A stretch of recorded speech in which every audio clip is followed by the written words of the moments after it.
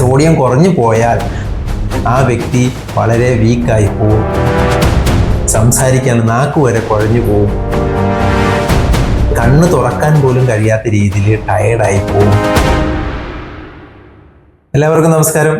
ഞാൻ doctor Jobin Jacob, olive Ayurveda hospital, പൂക്കാട്ടുപള്ളി.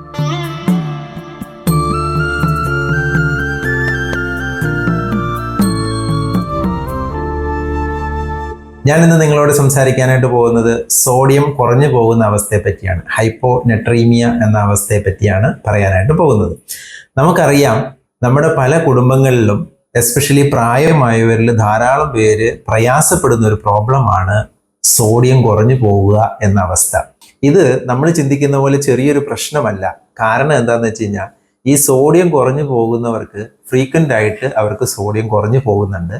അവർക്ക് ഉള്ള ട്രീറ്റ്മെൻറ്റ് എന്താണെന്ന് വെച്ച് കഴിഞ്ഞാൽ, അവരെ ഹോസ്പിറ്റലൈസ് ചെയ്യുക, 3 to 5 days അവിടെ അഡ്മിറ്റ് ചെയ്ത് അവർക്ക് IV ആയിട്ട് സോഡിയം കൊടുക്കുക, അതിനുശേഷം തിരികെ കൊണ്ടുവരിക, എഗെയിൻ അവർക്ക് വീണ്ടും പ്രോബ്ലം വരിക. ഇത് വലിയൊരു പ്രശ്നമായിട്ട് മാറിയിരിക്കുന്ന ഒരു പ്രോബ്ലമാണ് ഈ സോഡിയം കുറഞ്ഞു പോവുക എന്ന് പറയുന്നത്. അപ്പം എന്തുകൊണ്ടാണ് ഈ സോഡിയം കുറഞ്ഞു പോകുന്നത് എന്ന് അറിയണമെങ്കിൽ ആദ്യം എന്താണ് സോഡിയം എന്നും കൂടി നമ്മൾ അറിയണം. ഈ സോഡിയം എന്ന് പറയുന്നത് നമ്മുടെ ശരീരത്തിലെ വളരെ എസെൻഷ്യൽ ആയിട്ടുള്ള ഒരു ഇലക്ട്രോലൈറ്റ് ആണ്. അതുകൊണ്ട് തന്നെ ഇതിന് വലിയ പ്രാധാന്യം ഉള്ള ഒരു ഇലക്ട്രോലൈറ്റ് ആണ് നമ്മുടെ ശരീരത്തിൽ. ഇതാണ് നെർവ് ഫങ്ഷനെ കൺട്രോൾ ചെയ്യുന്നത്, ഫ്ലൂയിഡ് ബാലൻസിനെ കൺട്രോൾ ചെയ്യുന്നത്, നമ്മുടെ മസിൽ ആക്ടിവിറ്റിയെ കൺട്രോൾ ചെയ്യുന്നത്. അപ്പം ഒരുപാട് മെയിൻ ആയിട്ടുള്ള മേജർ റോൾ വഹിക്കുന്ന ഒന്നാണ് സോഡിയം എന്ന് പറയുന്നത്. അപ്പോൾ അതുകൊണ്ട് തന്നെ സോഡിയം കുറഞ്ഞു പോയി എന്ന് പറഞ്ഞാൽ, അല്ലെങ്കിൽ സോഡിയത്തിൻ്റെ ബാലൻസ് തെറ്റിപ്പോയി എന്ന് പറഞ്ഞാൽ, അതിൻ്റെ ഉണ്ടാകുന്ന ഇമ്പാക്റ്റും വലിയതായിരിക്കും. അതുകൊണ്ടാണ് സോഡിയം കുറഞ്ഞു പോയാൽ ആ വ്യക്തി വളരെ വീക്കായി പോവും. സംസാരിക്കാൻ നാക്ക് വരെ കുഴഞ്ഞു പോവും. കണ്ണ് തുറക്കാൻ പോലും കഴിയാത്ത രീതിയിൽ ടയേർഡായി പോവും.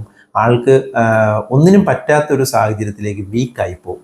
അപ്പം അത് മാത്രമല്ല കേട്ടോ, ഇങ്ങനെ വീക്കായിട്ട് ബ്രെയിൻ ഫങ്ഷൻ വരെയും ലോസിലോട്ട് പോകും, കോമ സ്റ്റേജിലോട്ട് വരെ കടന്നു പോകാവുന്ന സാഹചര്യത്തിലോട്ട് വരാം.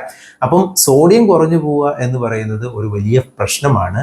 ഈ പ്രശ്നത്തെ നമുക്ക് മാനേജ് ചെയ്യാനായിട്ടുള്ള ഓപ്ഷൻ എന്ന് പറയുന്നത് സോഡിയം കൊടുക്കുക എന്നുള്ളത് മാത്രമാണ്.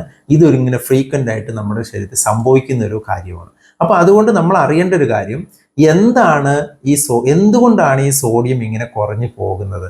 അപ്പം ആദ്യം നമ്മൾ മനസ്സിലാക്കേണ്ട ഒരു കാര്യം, ഈ സോഡിയം നമ്മുടെ ശരീരത്തിൽ എങ്ങനെയാണ് ഇത് കുറയുന്നത്. ഫസ്റ്റ് നമ്മൾ മനസ്സിലാക്കേണ്ട ഒരു കാര്യം, സോഡിയം കുറഞ്ഞു പോകുന്നതിൻ്റെ പ്രധാന റീസൺ എന്ന് പറയുന്നത് നമ്മുടെ ശരീരത്തിൽ എക്സസ് ഫ്ലൂയിഡ് ഉണ്ടാകുന്നു എന്നുള്ളതാണ്. അപ്പോൾ അധികമായിട്ട് നമ്മുടെ ശരീരത്തിൽ ഫ്ലൂയിഡ് വന്നു കഴിഞ്ഞാൽ സോഡിയത്തിൻ്റെ ബാലൻസ് തെറ്റും. അപ്പം ഇതിന് പല കാരണങ്ങളുണ്ടാവാം. ഒന്ന്, നമ്മൾ എക്സസ് ആയിട്ട് ഫ്ലൂയിഡ് അകത്തോട്ട് എടുത്തു കഴിഞ്ഞ് കഴിഞ്ഞാൽ, വെള്ളം കുടിച്ചു കഴിഞ്ഞ് കഴിഞ്ഞാൽ വരാം. അതേപോലെ ലിവർ, കിഡ്നി, ഹാർട്ട് ഇങ്ങനെയുള്ള ഓർഗൻസിൻ്റെ ഡാമേജ് അല്ലെങ്കിൽ എന്തെങ്കിലും പ്രോബ്ലംസ് വന്നേക്കാം. മറ്റെന്തെങ്കിലും മെഡിസിൻസിൻ്റെ സൈഡ് എഫക്റ്റ് കൊണ്ട് വന്നേക്കാം. ഹോർമോണൽ ഇംബാലൻസ് കൊണ്ട് വന്നേക്കാം. ഇങ്ങനെ പല കാരണങ്ങൾ കൊണ്ട് നമ്മുടെ ശരീരത്തിൽ എക്സസ് ഫ്ലൂയിഡ് വന്നേക്കാം. ഈ ഫ്ലൂയിഡ് വരുമ്പോൾ സോഡിയത്തിൻ്റെ ബാലൻസ് തെറ്റും. അപ്പോൾ നമ്മൾ ഫസ്റ്റ് ചെയ്യേണ്ട ഒരു കാര്യം, സോഡിയം കുറഞ്ഞു പോകുന്ന ഒരു വ്യക്തിക്ക് നമ്മൾ ആദ്യം ചെയ്യേണ്ടത് ഫ്ലൂയിഡ് കൊടുക്കുന്നത് കുറയ്ക്കുക എന്നുള്ളതാണ് ഫസ്റ്റ് ചെയ്യേണ്ടത്. പക്ഷെ നമ്മളെല്ലാവരും ചെയ്യുന്നത് എന്താ, സോഡിയം കുറഞ്ഞ എല്ലാവരുടെയും ചിന്ത ഉപ്പ് കൊടുക്കണം, അതിനെന്ത് ചെയ്യും, ഉപ്പിട്ട കഞ്ഞിവെള്ളം കൊടുക്കും, ഉപ്പിട്ട നാരങ്ങ വെള്ളം കൊടുക്കും. ഇങ്ങനത്തെ മാനേജ്മെൻറ്റാണ് നമ്മൾ സാധാരണ ചെയ്യുന്നത്.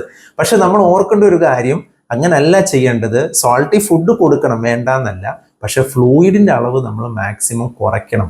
ഫ്ലൂയിഡിൻ്റെ അളവ് കുറച്ചെങ്കിലല്ലേ ഫ്ലൂയിഡ് കുറയുള്ളൂ. ഫ്ലൂയിഡ് ബോഡിയിൽ കുറഞ്ഞാലല്ലേ നമ്മുടെ സോഡിയത്തിൻ്റെ ബാലൻസ് വരുള്ളൂ. പിന്നെ അത് മാത്രമല്ല, നമ്മൾ കൊടുക്കേണ്ടത് യൂറിൻ മാക്സിമം പുറത്തേക്ക് കളയും. വെള്ളത്തെ പുറത്തേക്ക് കളയാനായിട്ടുള്ള മെഡിസിൻസ് ആണ്, ഡയൂററ്റിക് ആയിട്ടുള്ള മെഡിസിൻസ് ആണ് നമ്മൾ കൊടുക്കേണ്ടത്. അപ്പം ശരിക്കും പറഞ്ഞു കഴിഞ്ഞ് കഴിഞ്ഞാൽ, ഒരു സോഡിയം കുറഞ്ഞു പോയ ഒരു വ്യക്തിക്കുള്ള ഫസ്റ്റ് മാനേജ്മെൻറ്റ് എന്ന് പറയുന്നത് വാട്ടർ ഇൻടേക്ക് കുറയ്ക്കുക, പ്ലസ് സോൾട്ടി ഫുഡ് നമുക്ക് കൊടുക്കാം. ഫുഡ് ഐറ്റംസ്, ഡ്രൈ ആയിട്ടുള്ള മറ്റ് ഐറ്റംസ് നമുക്ക് കൊടുക്കാം. ധാരാളം ഉണ്ടല്ലോ, സോൾട്ടഡ് ഫുഡ് ഐറ്റംസ് ധാരാളമുണ്ട്. അതെല്ലാം നമുക്ക് കൊടുക്കാൻ കുഴപ്പമൊന്നുമില്ല. പക്ഷേ ഇന്ന് നമുക്ക് നിലവിലുള്ള സംവിധാനത്തിലെല്ലാം തന്നെ സിംറ്റമാറ്റിക് മാനേജ്മെൻറ്റ് മാത്രമേ നമുക്ക് കിട്ടുന്നുള്ളൂ. കാരണം സോഡിയം കുറഞ്ഞു പോയാൽ രോഗിയെ ഹോസ്പിറ്റലൈസ് ചെയ്യുന്നു, സോഡിയം IV ആയിട്ട് എടുക്കുന്നു, അതിനുശേഷം ബാലൻസ് ആയതിനു ശേഷം തിരികെ വീട്ടിൽ വരുന്നു. വീണ്ടും കുറച്ച് ദിവസം കഴിയുമ്പോൾ രോഗിക്ക് വീണ്ടും സോഡിയം കുറയുന്നു, വീണ്ടും ഹോസ്പിറ്റലൈസ് ആവുന്നു. ഇതൊരു സ്ഥിരം പരിപാടിയായിട്ട് മാറുക. കാരണം എന്താണ്? സിംറ്റമാറ്റിക് മാനേജ്മെന്റ് ആണ് നമ്മൾ ചെയ്യുന്നത്. ഒരിക്കലും ആ സോഡിയം കുറഞ്ഞു പോകുന്നതിൻ്റെ കാരണത്തെ നമ്മൾ എന്ത് ചെയ്യുന്നില്ല, കറക്റ്റ് ചെയ്യുന്നില്ല. തീർച്ചയായിട്ടും ഇങ്ങനത്തെ പ്രശ്നങ്ങൾ ഫേസ് ചെയ്യുന്ന ആരെങ്കിലും ഉണ്ടെങ്കിൽ നമുക്ക് ആയുർവേദത്തിലോട്ട് വരുമ്പോൾ ഈ സോഡിയം കുറഞ്ഞു പോകുന്നതിൻ്റെ റീസൺ എന്ന് പറയുന്നത് ആ വ്യക്തിയുടെ ശരീരത്തിൽ എക്സസ് ഫ്ലൂയിഡ് ഉള്ളത് കൊണ്ടാണ്. അപ്പോൾ അതിനെ മാനേജ് ചെയ്യാനായിട്ട് നമുക്ക് ആയുർവേദത്തിൽ എഫക്റ്റീവ് ആയിട്ടുള്ള മെഡിസിനും അതിൻ്റെ ട്രീറ്റ്മെൻറ്റും ഉണ്ട്. തീർച്ചയായിട്ടും ഇങ്ങനത്തെ പ്രശ്നങ്ങളും ബുദ്ധിമുട്ടുകളൊക്കെ ഫേസ് ചെയ്യുന്ന ആരെങ്കിലും ഉണ്ടെങ്കിൽ സിംറ്റമാറ്റിക് മാനേജ്മെൻറ്റ് ചെയ്ത് നിങ്ങൾ ബുദ്ധിമുട്ടണ്ട. തീർച്ചയായിട്ടും നമുക്ക് ആയുർവേദത്തിലെ ഈ മെഡിസിനും കാര്യങ്ങളും ട്രീറ്റ്മെൻറ്റും ഫോളോ ചെയ്ത് നമുക്ക് സോഡിയത്തിൻ്റെ ബാലൻസ് കൺട്രോൾ ചെയ്യാനായിട്ട് നമുക്ക് സാധിക്കും. ആർക്കെങ്കിലും പ്രശ്നമുണ്ടെങ്കിൽ തീർച്ചയായിട്ടും നിങ്ങൾക്ക് ഇതിനെപ്പറ്റി കൂടുതൽ അറിയണമെങ്കിൽ കോൺടാക്ട് ചെയ്യാം. Olive Ayurveda hospital, Pookkattupadi. Thank you.